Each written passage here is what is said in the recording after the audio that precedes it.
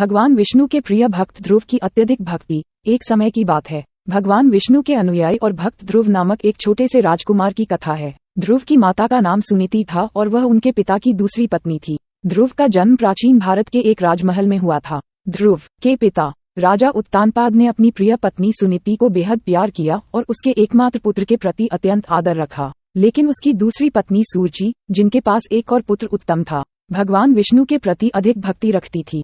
ध्रुव ने एक दिन अपने पिता के गोद में चढ़कर उनसे पूछा, पिताजी, क्या मैं भगवान विष्णु को देख सकता हूँ? राजा उत्तानपाद ने ध्रुव की इच्छा को पूरा करने का प्रयास किया, लेकिन उसकी दूसरी पत्नी सूर्ची ने उसे उपेक्षा किया और कहा, विष्णु को देखने के लिए तुझे उत्तम ध्यान और भक्ति की आवश्यकता है। ध्रुव ने उसकी बात को सीखा और उसने तय किया कि वह भगवान विष्णु के दर्शन के लिए अत्यंत तपस्या करेगा। वह अपने पिता से विदाई लेकर वन में चला गया। वहां उसने एक गुरु को ढूंढा जिनसे वह ध्यान सीख सकता था।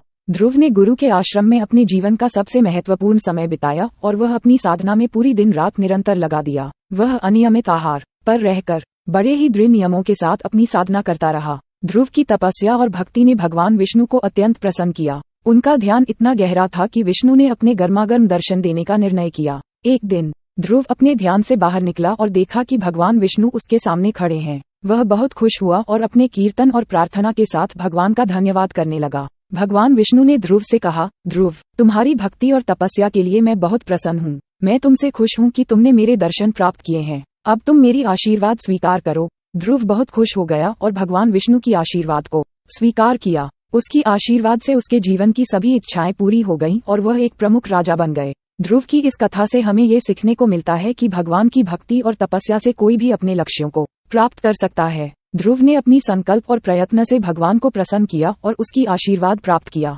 इस कथा